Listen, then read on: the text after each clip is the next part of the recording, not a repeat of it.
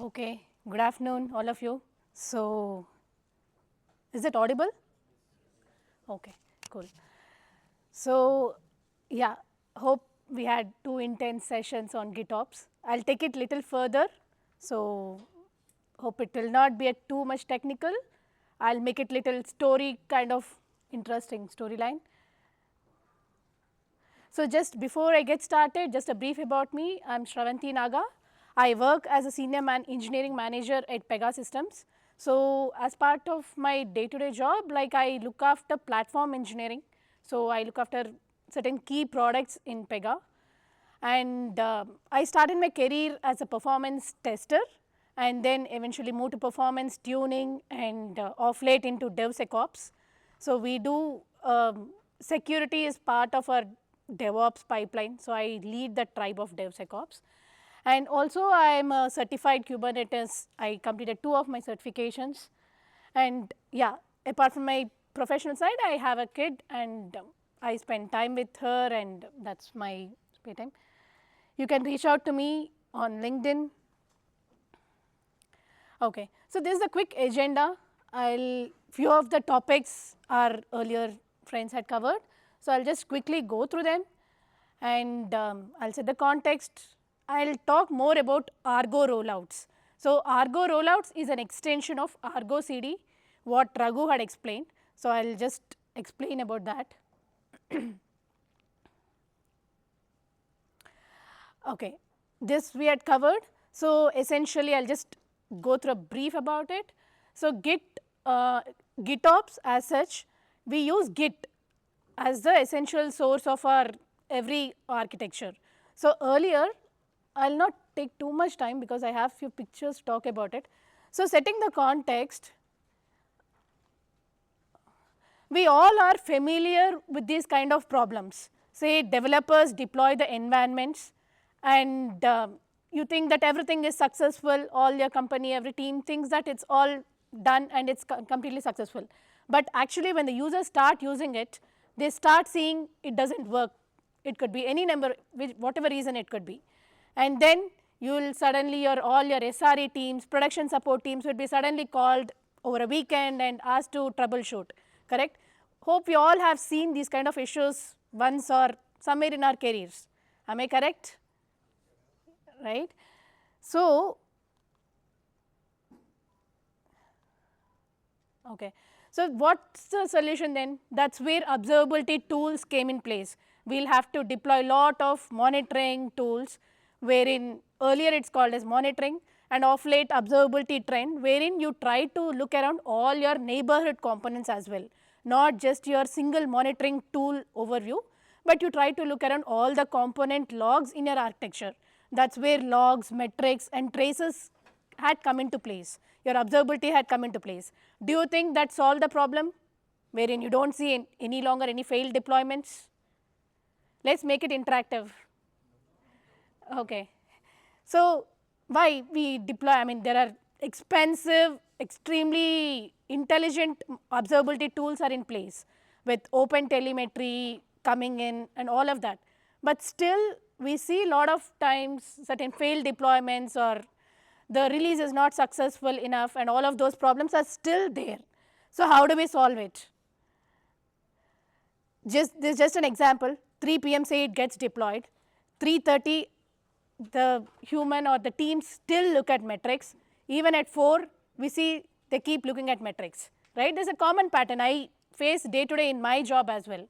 Even though there are a lot of tools, still as a person I try to look at what could be the problem. I try to dig deeper and see where exactly is the problem using my observability logs or metrics, whatever, correct? So reality check, it's not said by anyone, but it happens, right? I've looked at I love looking at my metrics for 2 hours after each deployment. Does that happen? Sound familiar? Right?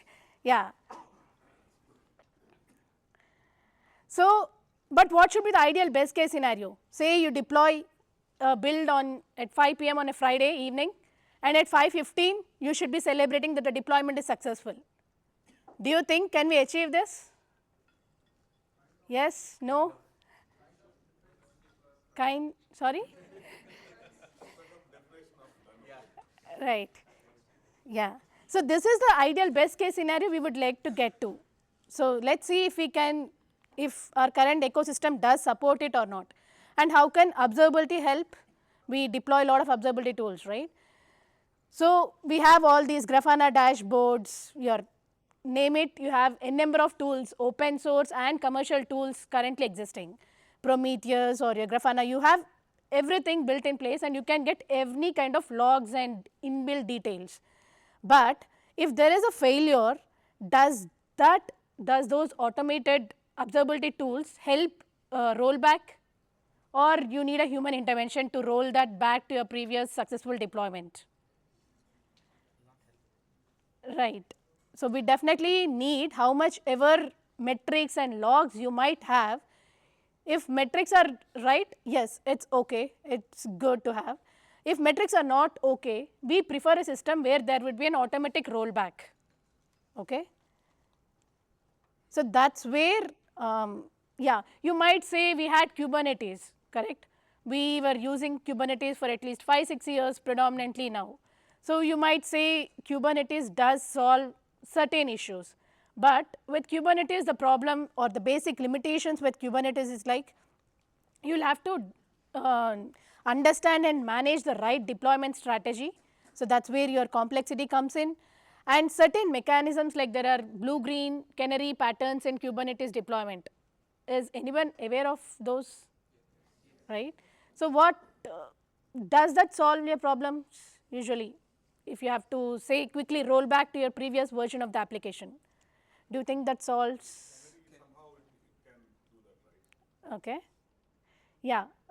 Yes, it does, so it does solve the problem, but the base, still there are certain limitations, like your pods or system might experience certain downtime, right? Right, but still with Kubernetes pods coming up, we have seen issues like the pod startup time could be longer, the pod doesn't take up your immediate state as where you left off. Those kind of typical problems are still there with Kubernetes as well. And yeah, understanding the Kubernetes deployment, Helm would certainly resolve to a certain extent, but these kind of issues could be solved by fully automating your rollbacks. Once you deploy, if there is a problem, you need to get back to a previous state completely automated without any human intervention. So that's my ideal end goal which I would like to achieve. That's where, okay, Argo rollouts would come in place. And just a quick difference between Argo CD and Argo rollouts. As Raghu was explaining, Argo CD would sync with your complete Git repository. So there is no longer any manual configurations to be done. Earlier, there could be like some developer might have made a small mistake. It's very hard to find out who made certain configuration changes and everything. Now with Git being the source of truth, you can clearly make it out who made any change, and it's completely version controlled. But the problem with, not the problem, Argo rollouts could be used with or without Argo CD. It's an independent standalone component.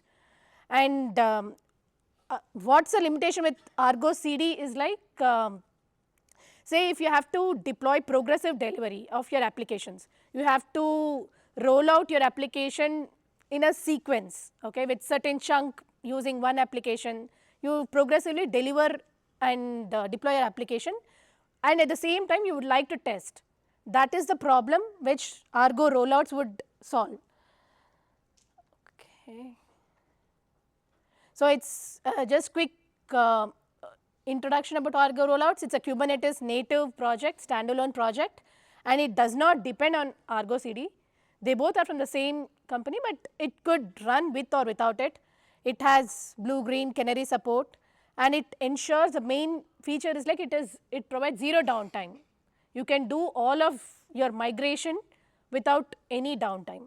That's the main vital aspect of Argo rollouts.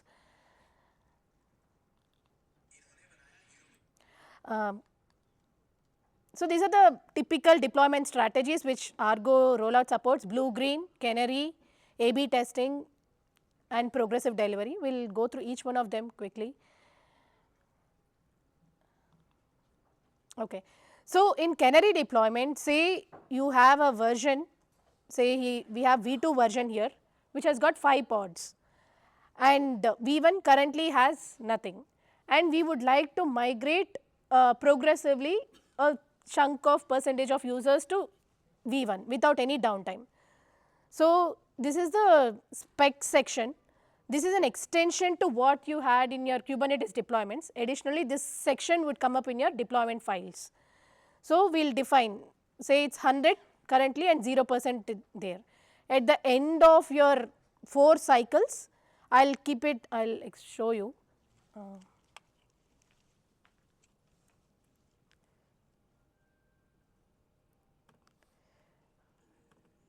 So, this is the spec section here, if you could see. So, this is your typical Kubernetes deployment, but we will have this extra spec section here, wherein you can define what is a step and how much time it should wait here. So, I am saying like app 2 to app 1, migrate 20% of it and define a pause, may wait for 10 seconds or whatever time you would like to, you keep it, and then migrate next 40%. Like that you can define your, this is a Canary rollout. Okay. So, these are the manifest files which I am using.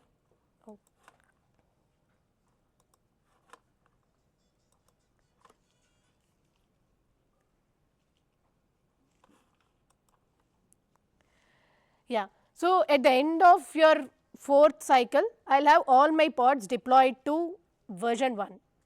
Okay. So, that is a Canary deployment. You make sequentially step by step migration from one deployment to another. You define exactly how much should be the percentage of migration. Okay. This is a typical Canary deployment. Yeah, blue-green environment is also the similar concept, but it is not a sequential migration.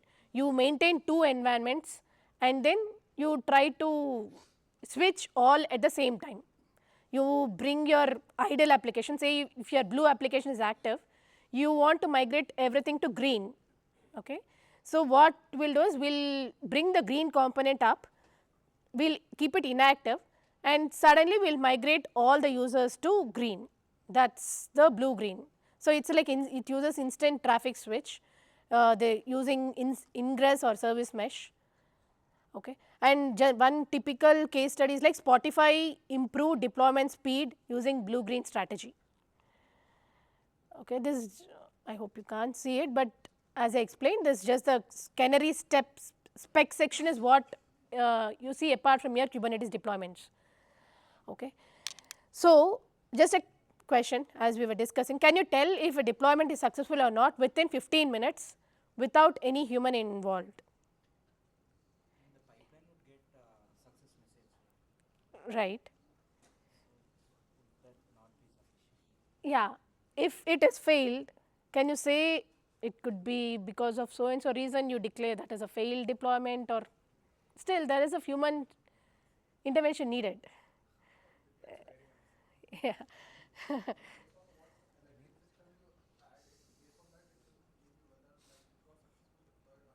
Correct. Yeah.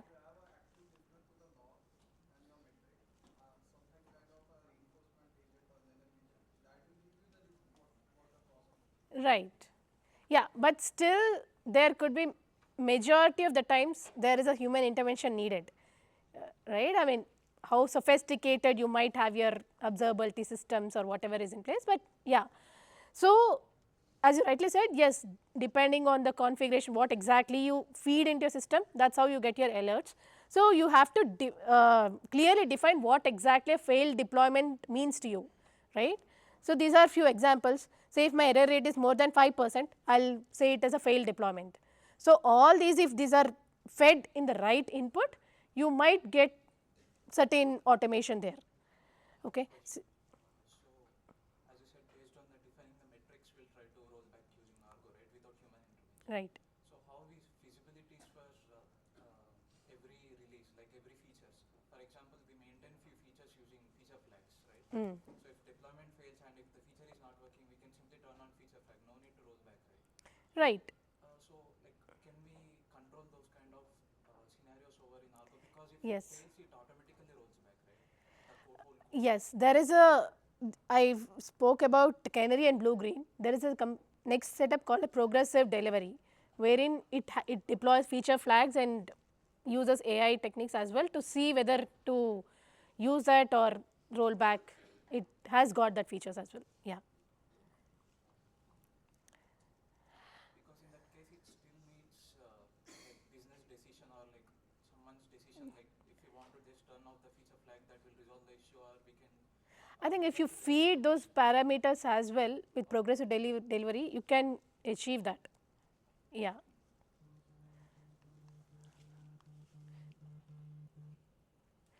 Okay. So, yeah, if you feed your right parameters, you will be able to know it, whether it's a failed or successful deployment. And common mistakes when when engaging any of these tools, say even Argo rollouts, few of them would be either not having any metrics, you blindly go and deploy and you try to figure out like postmortem what went wrong, okay, or not having enough metrics, not having relevant metrics. There could be some metrics which may not be useful to you, right, to make a decision, right, or looking manually at metrics, not trusting metrics. I've seen few times like we have everything in place, we see that the metrics are not correct, still there could be scenarios like you try to go and dig deeper, oh where it went wrong, right, and not checking the requirements of Argo rollouts and not automating the full process. What I meant by that is, say before Argo rollouts, this was the scenario wherein you used to have a human or a software engineer looking at every phase of your life cycle, whether committing, deploying, switching in case of blue-green deployments, and promoting and rollback. But after adopting Argo rollouts, I've seen scenarios where they'll still have people in place. You will have Argo rollouts only doing the switching and basic automation. But ideal best case scenario would be everything to be automated. Once you deploy it, you will have to, the end phase would be you get a whether the deployment is successful or not. Everything is automated. That's the best case scenario which we have to target actually. And it's possible with Argo rollouts. Okay. Yeah, and the one last way of deployment strategy is progressive delivery, wherein it's a new thing. I mean, it's there from couple of years, I believe. And as you were asking, it has got feature flags wherein you can, without redeploying the whole code, you can just turn on and off, and you can do a targeted rollouts. That's one of the key techniques of this progressive delivery. And Canary releases, it gradually introduces, like we discussed, to a small set of segment, and then it allows early testing and feedback. Yeah, A/B testing is also there, wherein you try to compare your features side by side and see whatever is applicable, you'll try to deploy that. Yeah, I think we discussed this. Traffic shifting, Argo rollouts along with Flagger automate the traffic shifting. So, progressive delivery uses AI ML techniques as well, wherein you can have a decision making capability based on the recommendations, whatever inputs you get. And it again there is some training required wherein you have to feed in your input parameters, what exactly is a failed deployment and all of those criteria. Okay. Practical case studies, I think Netflix uses Canary releases to, that's how you see the changes keep coming in with all the Netflix new features and all of those. Optimizely, it uses A/B testing to validate whether the products with real users. Airbnb implements features flag, and it will not have exhaust or rollbacks as you were asking. Yeah, so that's about it. I'll give a quick demo.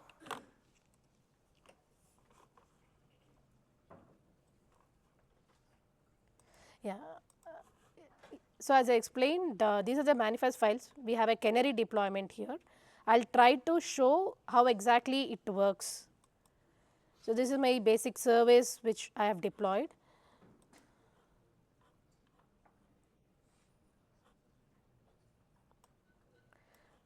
Okay. Yeah. So this is my application. Currently, I have everything configured to blue application. It's just a simple application which I'm showing. And and this is the Argo rollouts page. For some reason, it's not loading up completely here. Okay.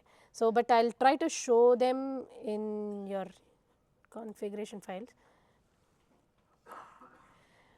So, I have a Kubernetes deployment called Argo rollouts. Currently, it is set to blue. Now, say I'll make it to green. Okay. So, what I am asking is like change the deployment to green, and it uses the Canary file. So, what it happens, if you can, okay, before that I will like to show, okay, sorry, I should have shown this. So, earlier when it was blue, all the 5 pods should have been here. Now, once I did promote to green, one of the pod went to Canary, the green state actually, blue to green. Okay. So, it is like 20% of the traffic is now going to green application and rest 80% to blue. Okay. Now, if I will say, in the interest of time, I am just doing promote wherein I would like to deploy, I mean migrate everything to green. Okay, I did yes, and let's start.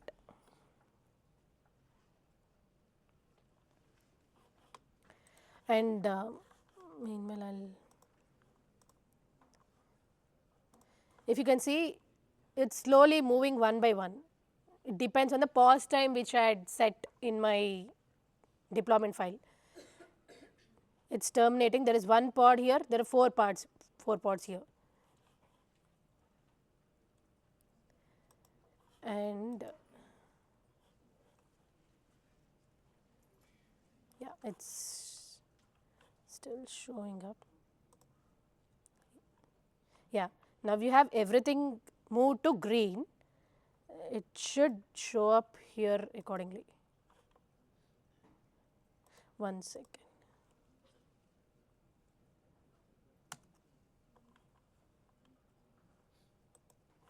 See, now everything had migrated to green.